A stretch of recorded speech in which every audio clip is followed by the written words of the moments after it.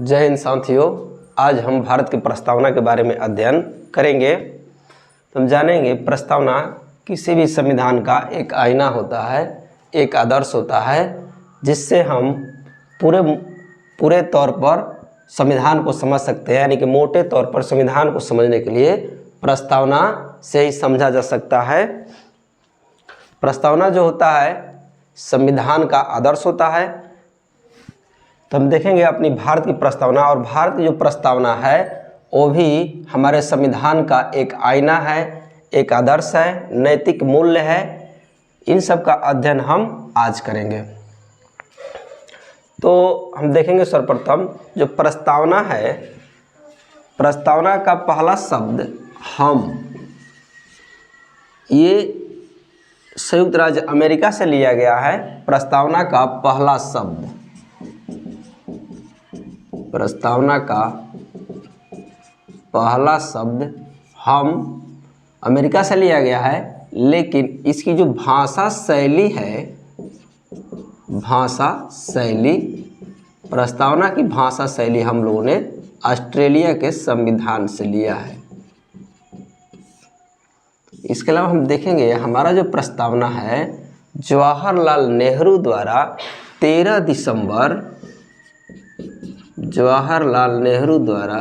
दिसंबर 1946 को संविधान सभा में प्रस्तुत किया गया उद्देश्य प्रस्ताव तथा 22 जनवरी 1947 को स्वीकृत किया गया उद्देश्य प्रस्ताव का सबसे अधिक प्रभाव हमारे प्रस्तावना पर पड़ता है। यानी कि प्रस्तावना का हम स्रोत देखेंगे तो प्रस्तावना का स्रोत 13 दिसंबर 1946 को प्रस्तुत किया गया जवाहरलाल नेहरू द्वारा संविधान सभा में उद्देश्य प्रस्ताव तथा 22 जनवरी 1947 को स्वीकार किया गया उद्देश्य प्रस्ताव है। इसके अलावा ऑस्ट्रेलिया का संविधान है। हम थोड़ा देख लेंगे अपने प्रस्तावना के बारे में। तो हम भारत के लोग भारत को संपूर्ण प्रभुत्व संपन्न, यानी कि भारत को संपूर्ण प्रभुत्व संपन्न का मतलब कि भारत किसी भी देश के अधीन नहीं है, यानी कि भारत आंतरिक और बाह्य मामले में स्वतंत्र है।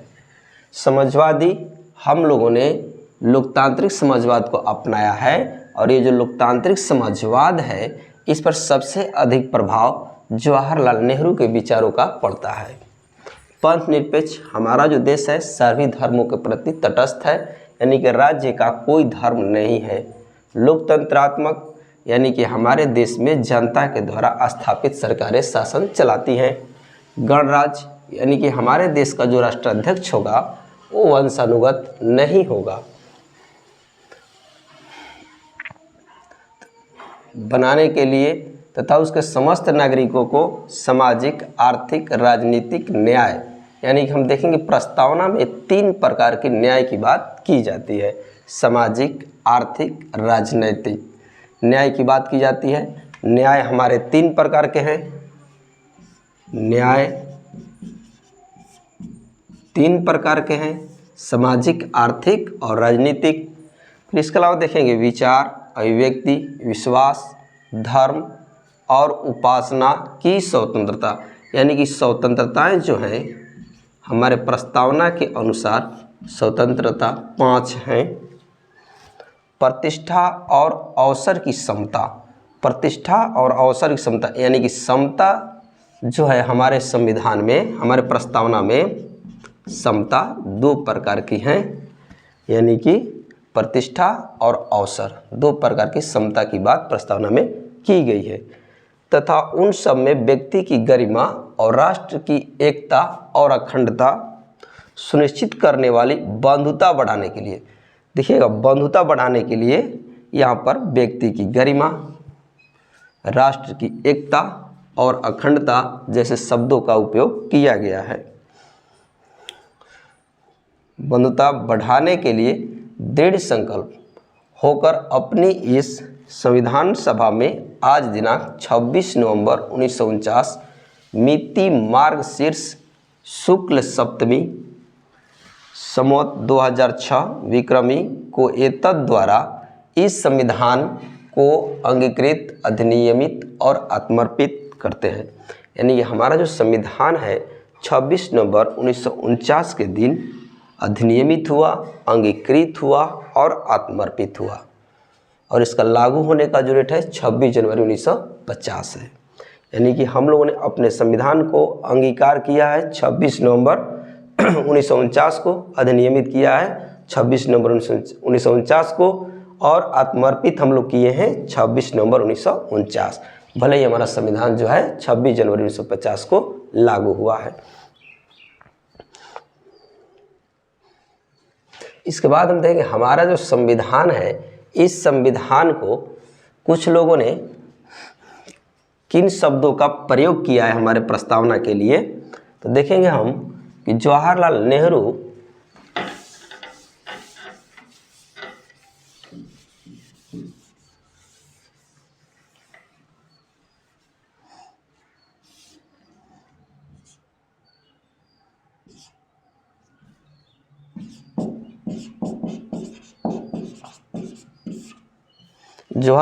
के शब्दों में देखा जाए तो हमारे प्रस्तावना को उन्होंने आत्मा एवं हृदय कहा। प्रस्तावना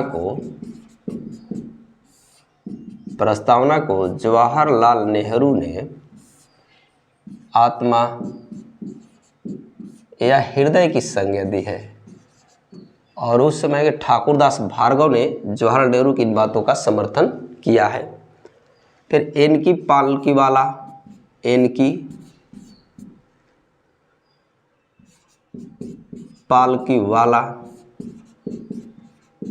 इन्होंने हमारे प्रस्तावना को भारतीय संविधान का परिचय पत्र कहा है।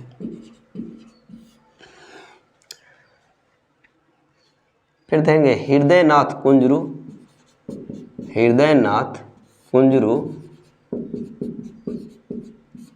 कुंजरू ने प्रस्तावना को भारतीय संविधान की कुंजी कहा है। इसके अलावा हम देखेंगे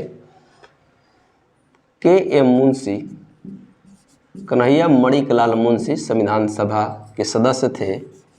इन्होंने प्रस्तावना को राजनीतिक जन्मपत्री कहा है।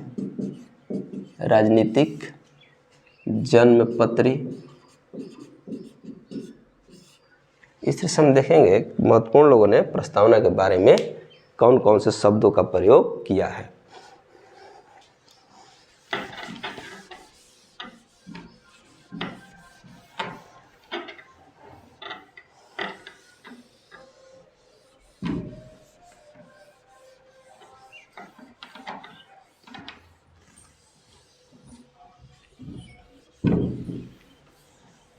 प्रस्तावना से संबंधित कुछ हम वाद देख लेंगे। जैसे कि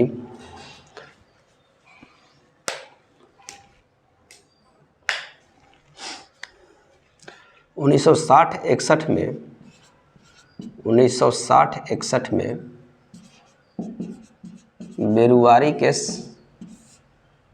केस में सुप्रीम कोर्ट ने निर्णय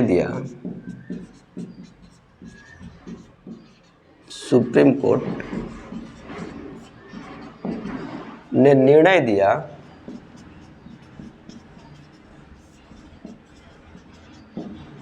कि प्रस्तावना संविधान का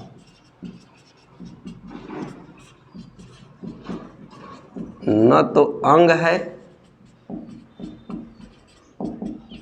और न ही भाग है। यानी जो प्रस्तावना है संविधान का न अंग है और न भाग है, इसलिए इसमें संशोधन नहीं किया जा सकता। इसमें संशोधन नहीं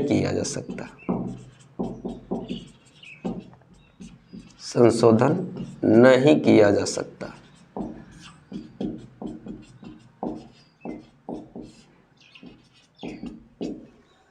लेकिन संविधान को समझने के लिए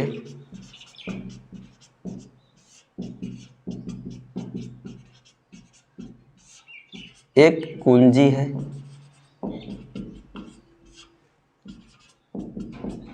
मैंने इसने भी माना कि हमारा जो प्रस्तावना है संविधान को समझने के लिए कुंजी है। फिर हम देखेंगे कि इसके बाद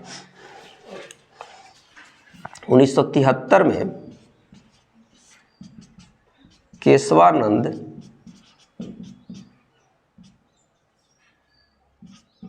केशवानंद भारती बनाम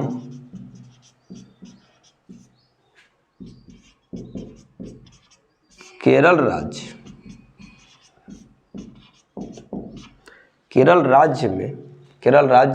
के वाद में सुप्रीम कोर्ट ने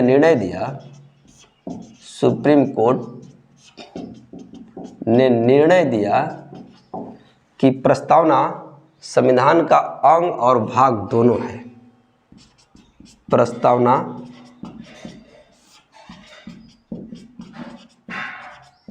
संविधान का अंग और भाग दोनों है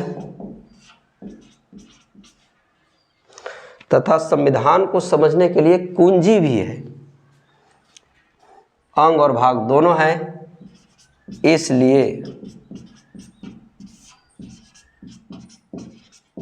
इसमें संशोधन किया जा सकता है।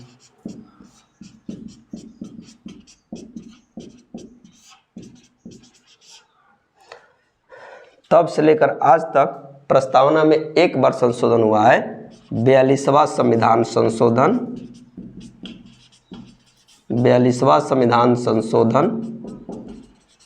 1976 और इसी के तहत हमारे संविधान की प्रस्तावना में 3 नए शब्द जोड़े गए: समाजवाद, पंथ निरपेक्ष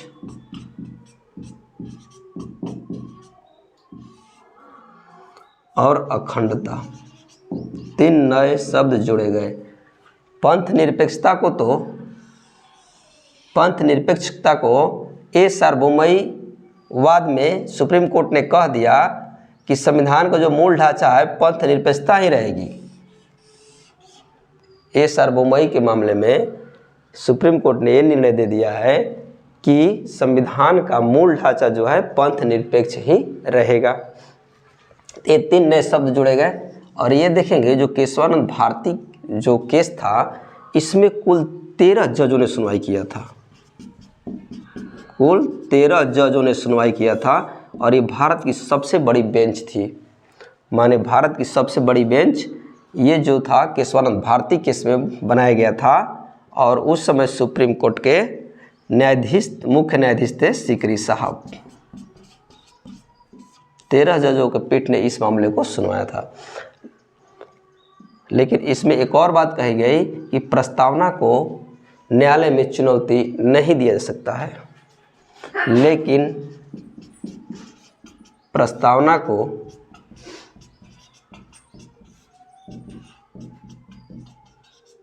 न्यायालय में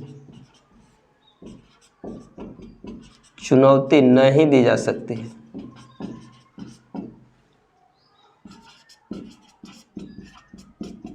नहीं दी जा सकती है, चुनौती नहीं है, यानी कि न्यायालय में परिवर्तनीय नहीं है, न्यायालय में अपरिवर्तनीय है। न्यायालय में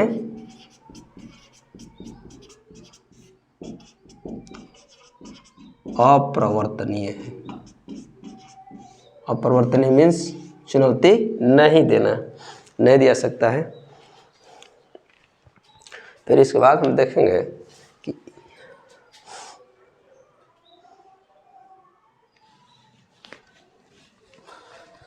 तो ये जो संशोधन हुआ, पहला बार संशोधन हुआ, अब तक का पहला संशोधन है और ये जो संशोधन इंदिरा गांधी की सरकार में हुआ था। जैसा कि आप जानते हैं कि 42वां जो संविधान संशोधन है उसको मिनी संविधान की संज्ञा दी जाती है। तो इस तरह से आज हम लोगों ने प्रस्तावना के बारे में अध्ययन किया। जय हिंद साथियों।